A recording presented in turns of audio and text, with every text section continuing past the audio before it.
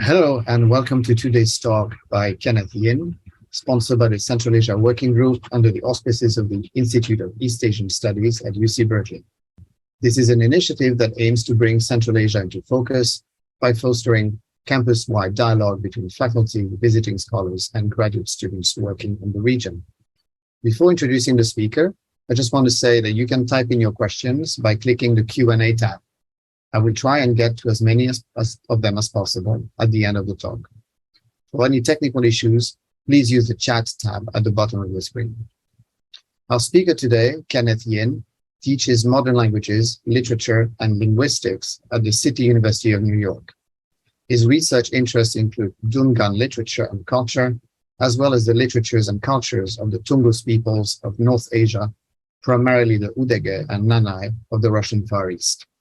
He is the author of Dungan Folktales and Legends, published with Peter Lang in 2021, and Mystical Forest, collected poems and short stories of Dungan ethnographer Ali John, to be published with Peter Lang. He has received grants and awards from the American Council of Learned Societies, the Andrew W. Mellon Foundation, the National Endowment for the Humanities, the City University of New York, the University of Illinois at Urbana-Champaign, and the Davis Center for Russian and Eurasian Studies at Harvard University. His talk today on the oral traditions of the Dungan people is based on his recent book, Dungan Folktales and Legends. The book is available at a promotional 30% discount on the publisher's website. We will post the link in the chat window in a few minutes. Please help me welcome Kenneth J. Thank you so much for the introduction, Dr. Bille. I'd like to begin by thanking the Central Asia Working Group and the Institute of East Asian Studies at the University of California, Berkeley. So the talk today is about my recent book, Dungan Folktales and Legends. This is a recent publication with Peter Lang in 2021. Yes. So, and I'm going to start by talking about the significance of the study of the Dungan folkloric narrative tradition. Right? So first, there is existence of tale types not found in other folkloric traditions. Second, the Dungan folkloric narrative tradition is the basis for the development of Dungan written literature in the Soviet period. And third, the study of the Dungan folkloric narrative tradition provides evidence for the complex ethnogenesis of the Dungan or Hui people, who are the Chinese-speaking Muslims.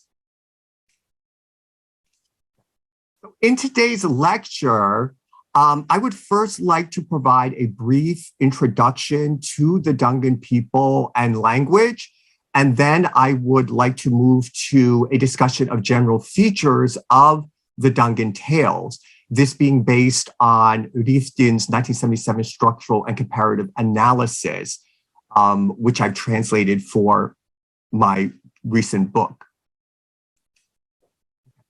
So the Hui are, as I said, are the Sinophone or Chinese-speaking Muslims residing in China. They are an ethno-religious group, predominantly, as I said, composed of the Chinese-speaking Muslims, and they number approximately 10.5 million according to the 2011 Chinese census. And they are distributed throughout China and mainly in the northwestern provinces and the Central Plain, or in Chinese Zhongyuan region. So the Hui are one of 56 ethnic groups officially recognized by the People's Republic of China. And the PRC government defines the Hui to include all historically Muslim communities not included in China's other ethnic groups. So here you see a map showing the distribution of the Hui in China. So mostly in the Northwest, many, and then also in the Central. Now I'd like to turn our attention to the Dungan or Hui migrations from Northwest China to Central Asia. So basically, there have been three major waves of migration. The first was in the winter of 1877 to 1878. And this was in the immediate aftermath of the failed Dungan Revolt, which lasted from 1862 to 1877 under the Manchu-led Qing dynasty. And from 1881 to 1884, following the signing of the Treaty of St. Petersburg in 1881, there was another wave of migration because the treaty restored to China the upper Ili Basin in Xinjiang, which had been occupied by Russian troops since 1871 during the Dungan Revolt.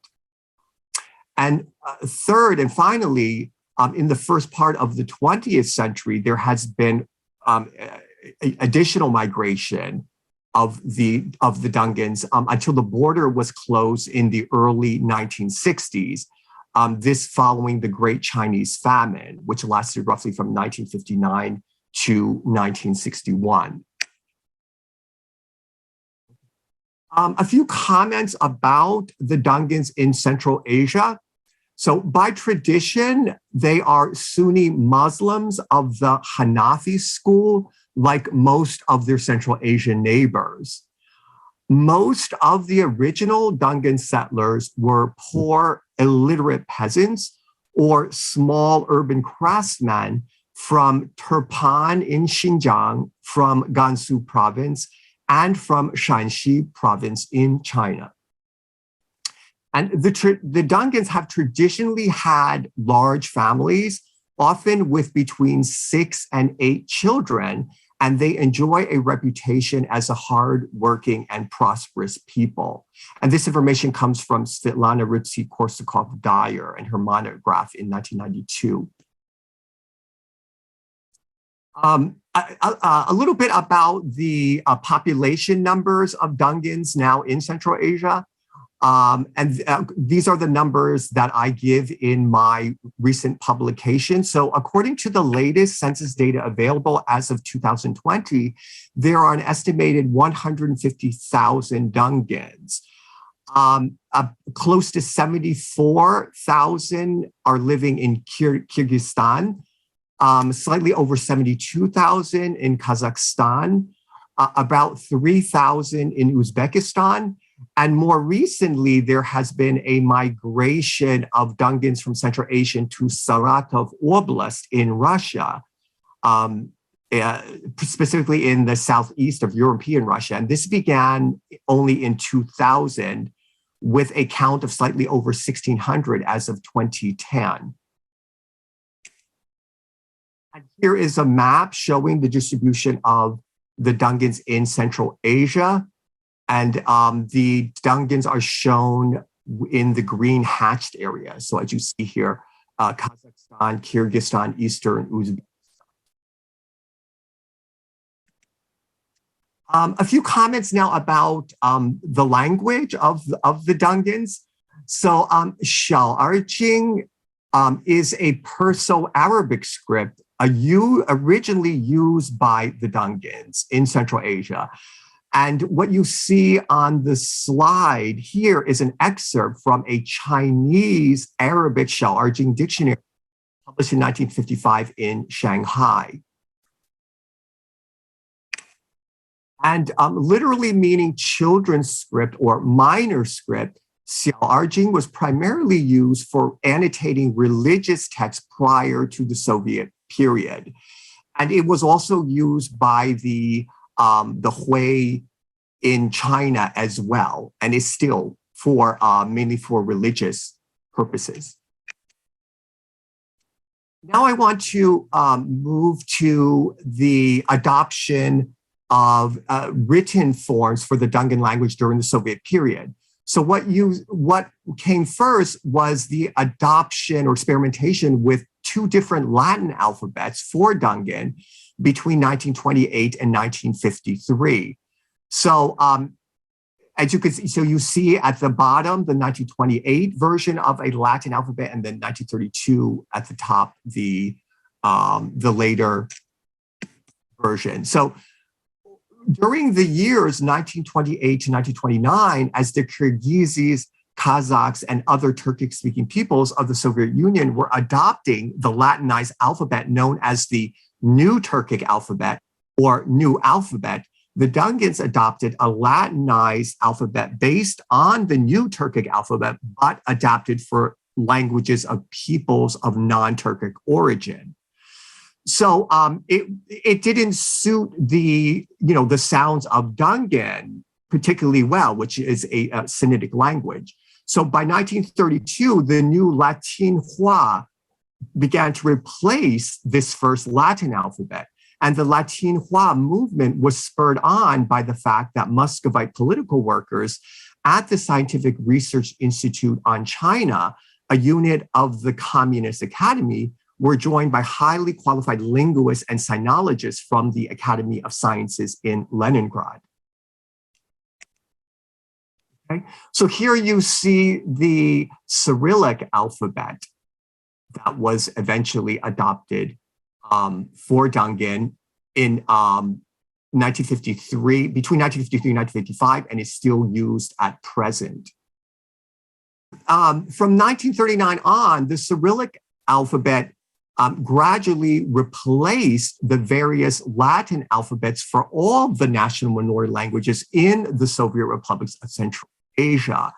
The Dungan language was one of the later languages to adopt the Cyrillic, and this being delayed, of course, by World War, right? So the most important motivation for this switch from the Latin to the Cyrillic was the desire of the Soviet government to facilitate making Russian a unified language of the USSR by having a single alphabet taught in elementary schools for Russian and the minority languages.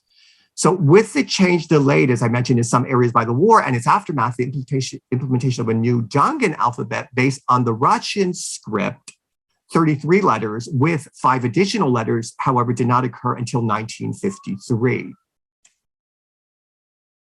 A few remarks about the modern Dungan language.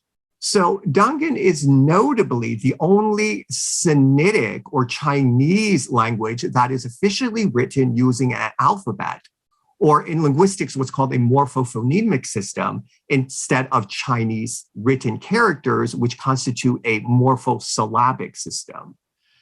And interestingly, an internal diglossic situation stems from the fact that the Dungans are divided between the Gansu dialect, spoken mainly in Kyrgyzstan, and the Shanxi dialects, predominantly spoken in Kazakhstan, while nearly half of the young generation today has no mastery of Dungan and can only speak Russian and sometimes also Kyrgyz or Kazakh as the local languages. The Dungan language is currently listed by the United Nations Educational, Scientific, and Cultural Organization, more commonly referred to as UNESCO, as what's called a definitely endangered language, meaning that the primary speakers are of the parental generation. Okay, now I'd like to start to talk about the actual study which appears in my recent publication. So the lead researcher on that classic Russian language study is Boris Riftin, who lived from 1932 to 2012. So he was a pioneer in the study of Chinese popular literature, folklore, and visual culture. And he was a doctor of philological sciences. He is also known to many as Li Fuqing because he was so proficient in Chinese that he authored several publications in Chinese. The 2 co-compilers of the Russian language edition are the first is Makhmud Khasanov, who lived from 1932 to 1977. He was a Dungan writer, literary scholar, and candidate of philological sciences. And he is considered a leading expert in Dungan folklore, as well as an influential Soviet Dungan prose writer of the 1960s and 1970s. And finally, the second co-compiler and the third collaborator on the classic Russian language study that I'll be discussing is Ilyas Ismailovich Iusupov, who lived from 1930 until 2005. He was a Dungan historian and candidate of historical sciences, and he was a prolific researcher in Dungan history and philology who published more than 100 scholarly works during his lifetime. Okay, now I'd like to start to talk about this classic Russian language study, which I've translated for my English language edition. So in Russian, it's called Dunganskiye Narodnie Сказки и Предания. It's a collection of 78 stories translated into Russian collectively by Riftin, Khasanov, and Iusupov.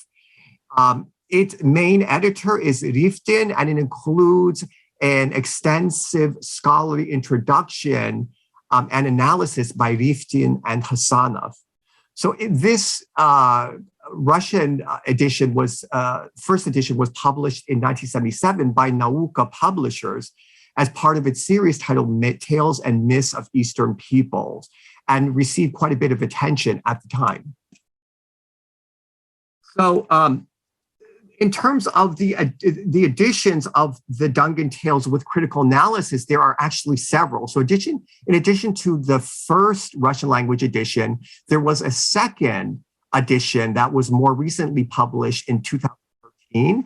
And there was an abridged edition that only features those tales specifically translated into Russian by Riftin, that was published even more recently in 2018.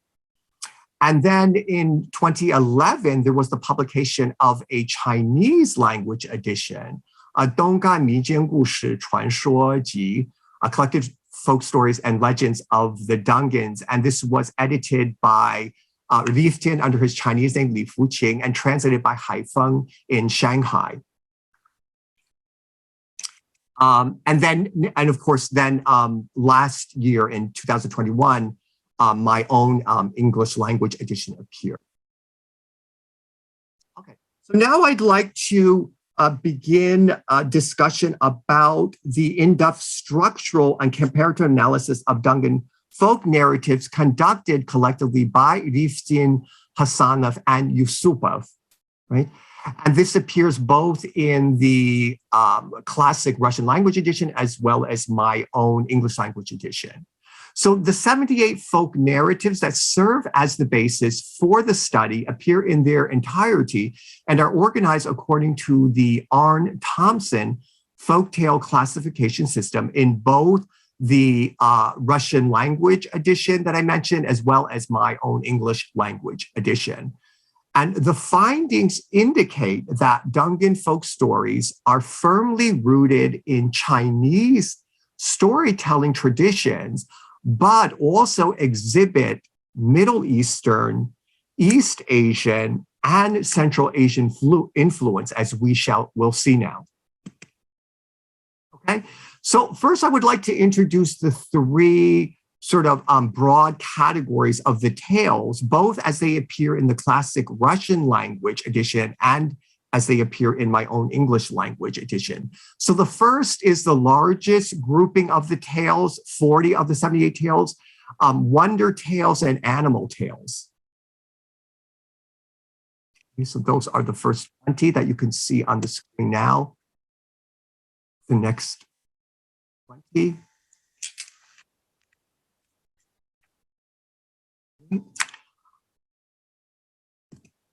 The second grouping is what is called novelistic tales, folk anecdotes, and adventure stories, which comprise 27 of the 78 selections. You can peruse the titles. And finally, the third section is legends, historical tales, and narratives, which consists of 11 selections. Many of these, however, being the longer stories that appear in the collection. Okay, so now I'd like to turn our attention to the general features of Dungan folk narratives that have been identified and that are explained in the introduction that is given by Riftin and Khasanov in the classic Russian language edition and in translation in English. So there are basically 8 features that I would like to discuss. The first is tale typology. So Dungan categorization of oral prose narratives is basically into 2 major types. The first being what's called gujie, or typical folk tales, and the other being what's called faux in Dungan, or and this can be compared with Beijing shuoshu, or storytelling to music. And these essentially are, literally book stories, or those with a basis in the Chinese literary tradition. So the longer selections, if you will. Second, I would like to briefly discuss the origins of these Dungan folk narratives. So there are both Far Eastern and Near Eastern sources for these tales, and this reflects the complex ethnogenetic and cultural ties of the Dungans. There is also a certain down-to-earth nature of the fiction of the Dungan tale, especially a wonder tale, and this links it to the folklore of Far Eastern peoples. So the action in Dungan tales, as for instance in Chinese tales, takes place not in some distant and unknown realm, a land of fantasy, but rather all the uncommon occurrences happen with the hero nearby in places native and familiar to the storyteller. Third, I would like to make a few comments about narrative time in the folk narratives. So there is a general lack of localization in time in the Dungan stories. And this is in contrast to the tales of a number of peoples of the Far East. For example, the Chinese and Koreans, who are generally inclined toward legend or tradition, which often specifically indicate the time of the action. For instance, during a specific dynasty or under a particular ruler, a particular story happens. So in Dungan tales, wonder tales, and everyday tales, whose connection with legend is considerably weaker, these kinds of introductions localizing the action in time are hardly ever found. The tale usually begins with simple words like meaning there once was, or in the old days there was, rather attributing the action to an indefinite past time. Fourth, I would like to speak briefly about the physical landscape in the Dungan tales. So the world of the Dungan tale has its own specific landscape. And first, you will see frightening and dangerous mountains in the tales. But interestingly, never the frightful forests that is we see so often in European tales. Second, there are many references to the plain, which are most often inferred rather than specifically described, however. Third, there are quite a few references to the sea, but interestingly, no lakes or rivers. And one of the seas that is often mentioned is the East China Sea, which is where the Dragon King, or in Dungan Lun Wan, lives.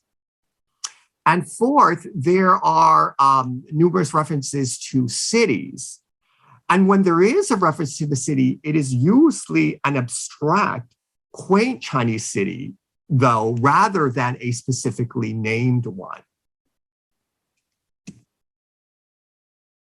Fifth, I would like to make a few comments about the common character types that are found in the Dungan folk narratives. So in these Dungan tales, you will find farmers, shepherds, petty traders, woodcutters, hunters, keepers of coaching inns, bandits, officials, and sovereigns. There is scant mention of craftsmen, however, of whom there were many before among the Dungans, but there is frequent mention of petty traders, for example, owners of small shops or those walking around the villages with a yoke and baskets selling fabrics, decorations, or other trifles. There is also the prevalence of coaching inns with their innkeepers and assorted guests as the place where the action in many tales occurs. Then we also have the appearance of immortals. For example, Shen Xian, always a positive character in the tale, or the holy Hizir, whose depiction is typical in Near Eastern and Central Asian folklore. The Shen Xian coming from the Chinese folklore. And then, of course, we have many fantastical characters. So first, there are monsters elementally linked with Far Eastern mythology. For example, shape-shifting jinn who seduce their victims, shape-shifting youguai who forcefully abduct people, or Yemo Ren, the hairy, wild man cannibal. Then there are monsters common in Central Asian folklore. For example, Menguzi, a seven-headed monster. And this can be compared with Mongolian mongoose and Gansu Mongol manguzi. Then there are also characters of the Near Eastern and Middle Eastern mythological sphere. For example, giants Dai Wuzi, whose name is derived from the Iranian Dev. Then there is also, as I already mentioned, the Dragon King, Lun Wan in Dungan, the master of water, whose depiction emerged on Far Eastern soil, but under the influence of Indo-Buddhist mythological religious beliefs. And then finally, we have characters linking Dungan folklore with the Turkic. For example, Tuzi, who is a bald head or mangy person. And this again can be compared with the old Turkic Taz, who is a cunning trickster or lucky cheat. And then finally, there is the mention of familial relations throughout the stories that exemplify the idea of filial piety and punishment for undutiful children, this being mainstreamed under the influence of Confucianism. The sixth feature that I'd like to discuss is the individual motifs and plots in the Dungan tales. So there is the depiction of the societal relations of old China in modified form. So, for example, heroes encountering officials or emperors who seem closer, however, to the common people than they would in the tales of the Chinese. Then there is also the frequent reference to two kingdoms and two sovereigns, respectively. And this is possibly preserving memories of the periods of temporary fragmentation in China in the Middle Ages, or memories of ancient tribal chiefs or clan leaders in the south of China, or possibly the borrowing of plots from the folklore of neighboring non-Far Eastern peoples, presumably neighboring mainly Turkic peoples.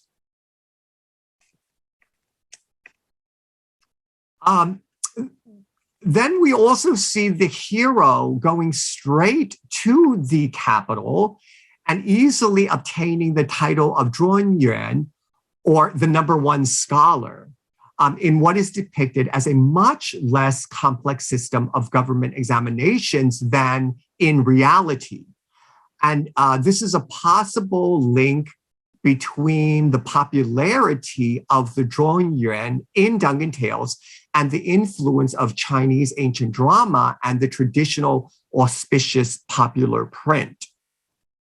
There is also an often positive and deferential attitude towards the Yuan Wai, and a typical character in the tales who could be compared with the pomeshchik of the Russian tale. And then there is the infrequent appearance of the ahun, who is a Muslim clergyman that might be compared with a mullah. And his depiction is never found, interestingly enough, in Chinese folklore or Far Eastern folklore generally. And then we have folklore characters of neighboring peoples readily entering the world of the Dungan tale. For example, lamas, Buddhist monks, and Taoist monks, who can all identify shapeshifters and fight them with the help of different spells and other magical means. Seventh, I would briefly like to discuss color symbolism as a general feature in the tales before turning our attention to number symbolism. So red and green are shown as bright colors scaring away evil spirits and protecting from adversity. For example, red and green are the colors seen in the bride's attire, in the paint on the wagons and the horse harness. White is seen as the color of mourning among the Dungans and the Chinese as well. And white is also associated with fantastical animals. For example, a white snake, a white rabbit, a white horse, right, who have special powers. And these characters typically help the hero. Black is mainly applied to negative characters and phenomena. For example, a black snake, a black whirlwind, a black fool, which is an abusive form of address for the Dragon King. Yellow is a color portending doom. For example, a yellow whirlwind carrying the heroine away, or a yellow countenance indicating contact with a vampire shapeshift. And finally, blue and green and the closely related green are colors associated with dark forces. For example, a monster's blue or green face, or the green smoke accompanying the appearance of a monster, or the soul of the hero's enemy ascending into the sky with a trickle of blue smoke. And finally, I'd just like to make a few comments about the 8th general feature, which is number symbolism. So 3 is a number that is often mentioned in the tales, and it is typical in the epic storytelling of various peoples. 7 is another number often mentioned, and this is more peculiar to Far Eastern folklore. 72 is another number that is often mentioned. And then 9 and its derivatives, especially 99, is often mentioned. For example, 99 people destroyed by an evil monk in a tale, or 99 iron chariots thrown into a river by a hero warrior, right? And with 9 as the base odd or masculine number, that formed the basis for counting in ancient China. And finally, 40 is a number occupying a special place in Dungan folklore, apparently entering it from the Near Eastern cultural tradition.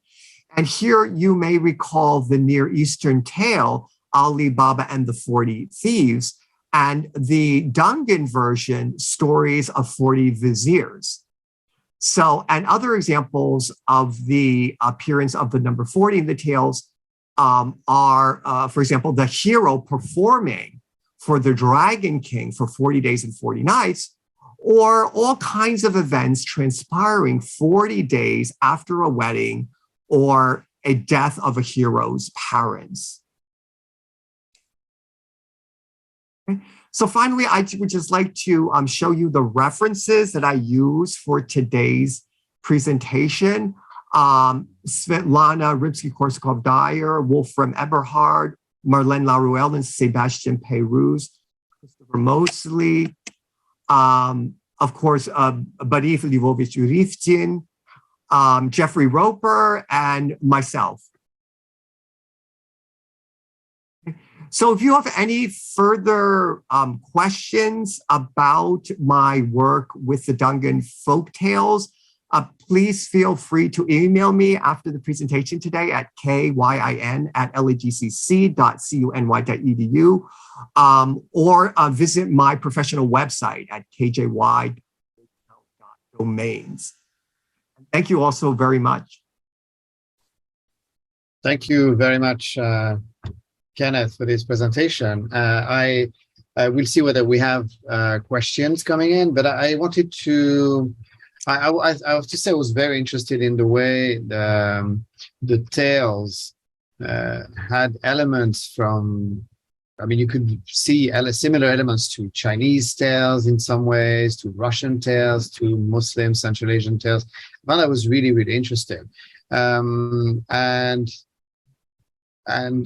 so I wonder whether you could say a little bit more about how much of each really you saw, whether it was closer to one or the other, or whether there was a lot of differences depending on where the people, the tales were coming from, because Dungans were, you know, kind of spread over different countries, different contemporary countries. So I'm just wondering whether there was, you see differences in terms of how they were integrated within the place where they lived.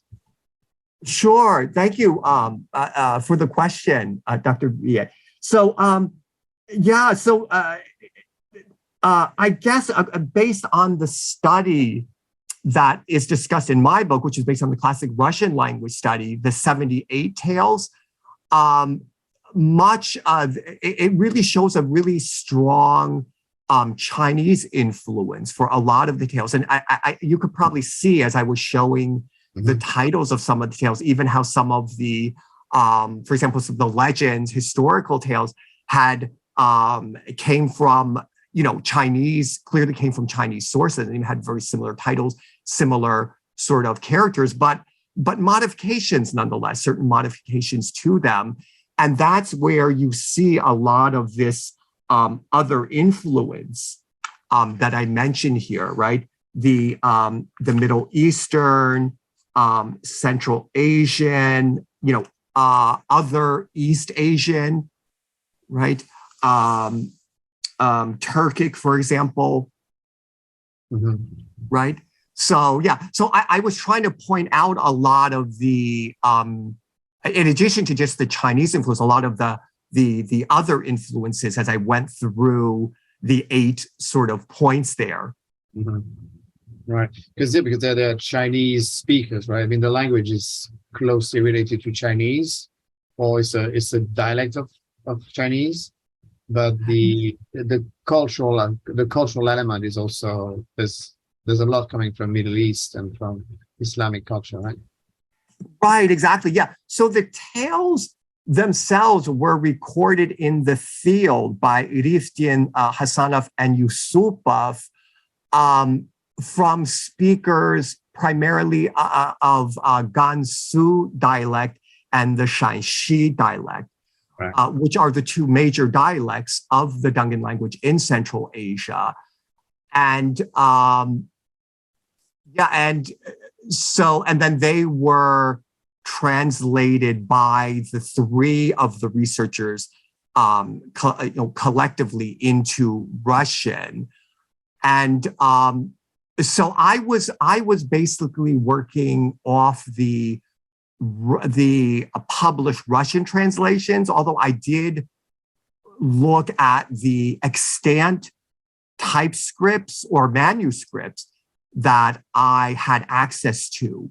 But there were several of those original manuscripts that had actually been lost.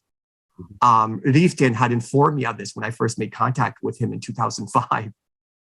And he had sent me several of them, but quite a few of them were not extant, in fact.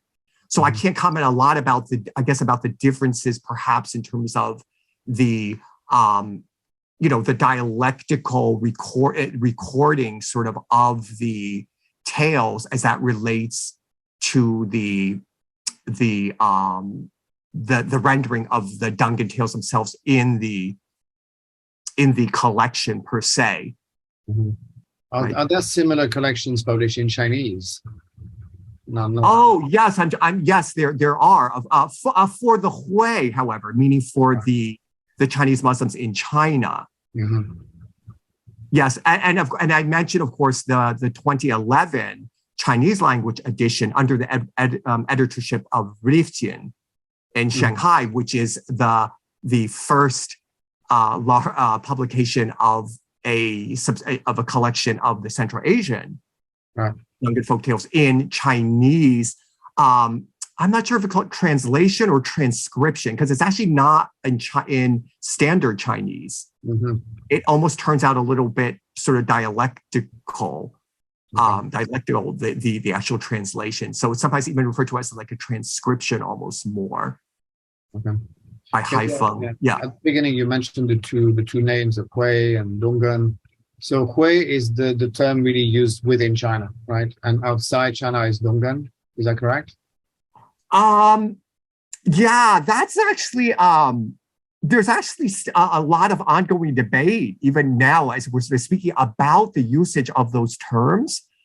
But, ultimately we as individual scholars, we still have to decide on terms to use. Mm-hmm. So, but basically that's correct. I mean, the Hui is a term that was adopted by the People's Republic of China to refer to one of their 56 officially recognized ethnic groups. And the way that it's defined by the PRC government is this 10.5 million approximately that I mentioned that are Sinophone Muslims living in China or Chinese-speaking Muslims, right? Not Tatars or Tibetans or Uyghurs or others who have their own language that is not Chinese and therefore history and then cultural tradition, so to speak, right? And Dungan is a term, interestingly, that was used even before the Dungans arrived in Central Asia. It was a term that had been used, for example, for the Dungan Revolt, which lasted, as I mentioned, from 1862 to 1877. And that use of Dungan by Westerners was to refer in general to Chinese-speaking Muslims who were at that point in China, right, revolting. And it's still that term Dungan, which has an alternate pronunciation Dungan, is still used, for example, even by the Dungans themselves, or others who are in Central Asia, mainly Turkic speakers, to refer in general to Chinese-speaking Muslims, whether they're in Central Asia or in China. Right. So all of the 10.5 million, actually. And I should comment here that Dungan or Dungan as a term for the Dungans is actually an exonym, not an endonym. Oh, really? Meaning that's the term that others use to talk about them, but it's not the term that they use to talk about themselves.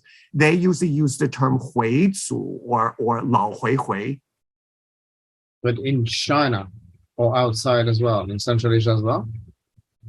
Do they also? Right. So I guess I should complete what I'm saying. So in Xinjiang, the people there also use this term Dungan or Donggan in Chinese to also refer more generally to any Chinese-speaking Muslim. Okay. So in Xinjiang specifically, the Chinese speakers as well. So yeah, so there's differential usage, in fact, of these different terms. Okay. Right. So yeah. So but used in Central Asia, right? In Central Asia, they don't use the word Hui.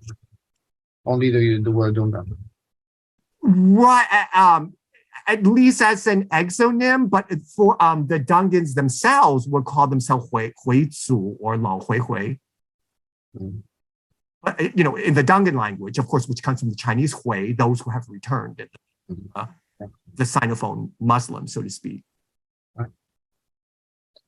Yeah, I'm really interested to find out more about how you got into the research, how you got interested in Dungan. If you're happy to share a little bit about your own interest, I mean, and also what the next research might be, if you're going to continue working on them or working on other literature. Sure. Yes. Thank you so much for that question. So it's actually been a long sort of journey for me to the publication of this sort of first book of mine about the Central Asian Dungans. And it's been, in some ways, I guess, 30 years in the making, in the sense that I first learned about the Dungans of Central Asia while I was a graduate student in linguistics at Georgetown University in 1991. And I was actually searching for a research topic for my master's thesis. And I happened to stumble upon a reference in a sort of obscure monograph. And I was simply electrified by the fact that there was this group in the former Soviet Union, in the Soviet Union, that were from China and that were continuing Chinese tradition, a lot of Chinese traditions, and that were writing the Chinese language using the Cyrillic. And it was difficult, however, at that time, because this was the pre-internet age. The internet didn't appear, I believe, till 95, for me to find a lot of works at that time, even going through the Library of Congress, which was in DC, to be able to find enough materials to really write anything substantial at the time. So that was sort of put on the back burner for some time. Right. But it's sort of, with the advent of the internet and meeting, so since that time, so many researchers who are Dungan themselves or just Dungan studies researchers, I came upon this really important, folkloristic study, classic Russian language study. And then with my interest in Dungan literature and Dungan culture, it was just something that naturally I took to. And I began translating it in earnest in 2005, in fact, which is when I made initial contact with Boris Riftin, the editor of the Russian language volume.